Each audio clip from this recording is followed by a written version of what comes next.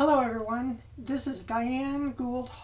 Hello everyone, this is Diane Gould Hall, and I am a genealogy researcher, blogger, and digital scrapbooker.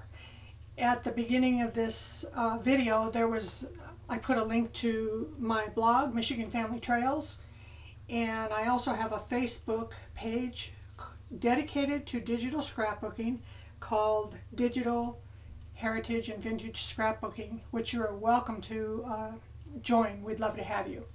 I just want to try to redo the video that I did yesterday that I decided I didn't like very much, and to give you some tips on how to download the items you purchase from whatever site you purchase them at and save them in an organized manner to your computer. So here we go. When you purchase supplies, you can either download them directly, or in my case I purchase them most often from Ginger Scraps and My Memories. Then they send me an email and they give me the link to download my supplies. It goes back to their website and the downloads are there. Let me show you what that looks like. So let me move this over to here. So when I do get that email, it'll come to this page right here, and here are the downloads for this particular kit that I bought. So what I would do is to go ahead and click this and let it start downloading. And in the meantime, I'm going to show you how I organize my supplies. I have a very organized system for saving all my genealogy research as well. But in this case, when I first started digital scrapbooking a couple of years ago, I knew I was buying a lot of things, and I thought, well, how am I ever going to be able to have those in an organized, someplace where I can find them, just like you. So anyway, I'm going to show you what I do. Is I made a scrapbooking folder, which is right here, and I save it in my favorites, and then I have all of these different folders inside of it. Blendables, border clusters, borders and trims, brushes, designers, etc., etc. What I do when I download something I've purchased is you can save them either to downloads. I most recently have been saving them to designers so that I can remember which designer I purchased it from and go right to that particular designer. In this case, the designer is ADB Designs, and I already have that designer in here. I'm going to double click, and then I can create the folders for this particular kit. I already have one created for this kit called And War Came.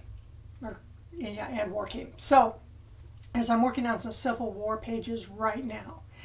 So this has already downloaded. And you can see I have things in here already. So what I'm going to do is go back and I'm going to make another folder. And how to make a new folder? You right click, you go down to new, you say folder, and there it is. And I'm going to say And War Came 2. And that'll let me know it's a different folder. So there it is right there, the new folder. I'll double click on it and you can see it's empty. So now I'm going to go back to the download that just occurred. And it's down.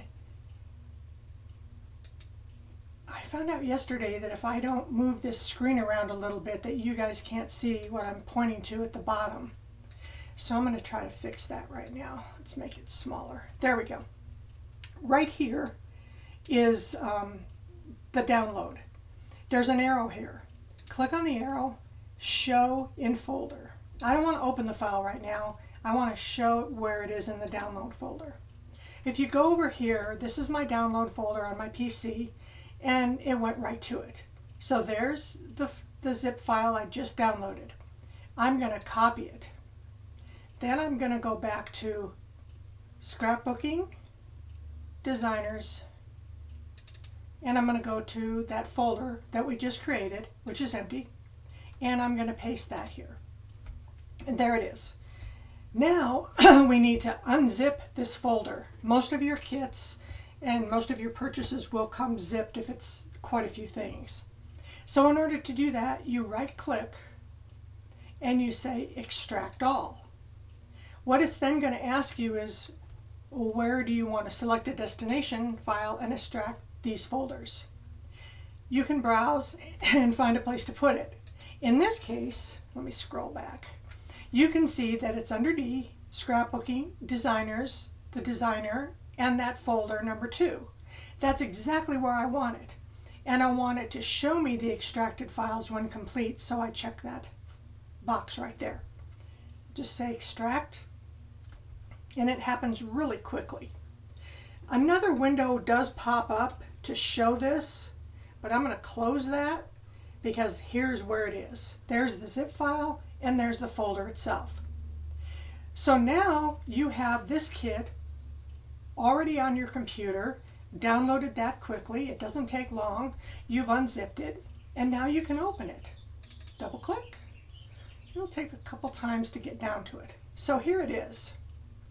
Here's that kit with the items that were in this very first, hold on a second, let me go back. This very first one that I downloaded are these items here. So I'm just going to, I want these to stay here in that folder where that designer is. But I also want them in my embellishment folder. So I'm going to click on the first image. I'm going to click, hold my shift key, click on the last image. That selects everything. Another way to do that is Control A. That also selects everything. Now I'm going to go up here. I'm using Windows 11. I'm going to go up to Copy, or you can right click and where is the car? Okay, hold on. Control A, right click, and it gives you the option to copy. So for me, I just go up here to this right here and it's copy. Now I'm going to take those, I'm going to go back to scrapbooking, I'm going to go down to embellishments, and here's my embellishments. I don't even want to tell you how many I have, too many. But I've been scrapbooking for a couple of years and I've created a lot of pages. In the embellishment folder, I've created little subfolders. Angels, birds, flowers, lace and ribbons, military, heroes in blue, because my husband and I were in law enforcement. Just various things to help me find some things easier. In this case, I'm just going to say paste. And you can see right here, already still highlighted, are the items that we just added to this folder from the kit, part of the kit that you downloaded to your computer, saved under the designer, and now you've moved them over to embellishments.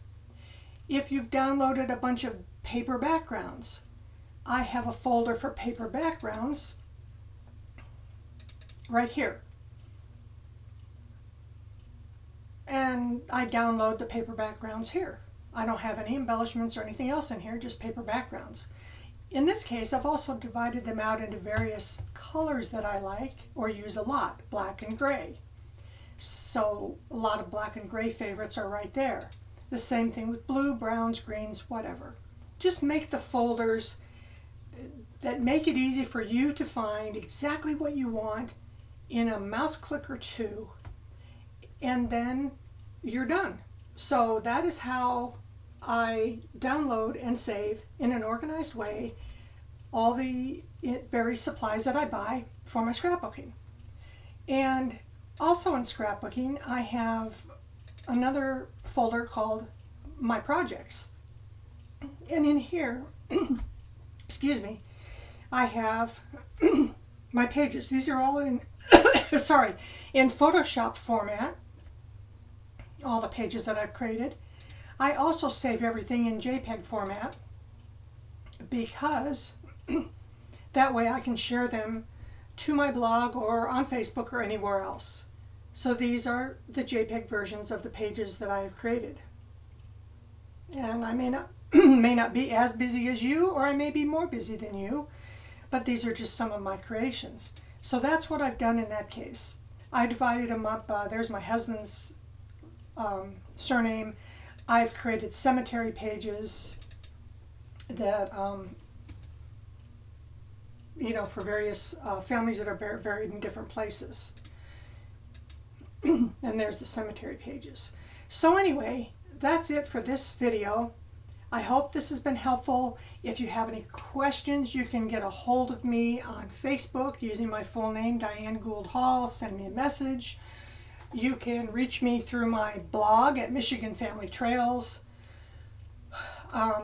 Or if you're a member of our Facebook group already, then just message me there and that'll be great. So bye for now. Thank you very much.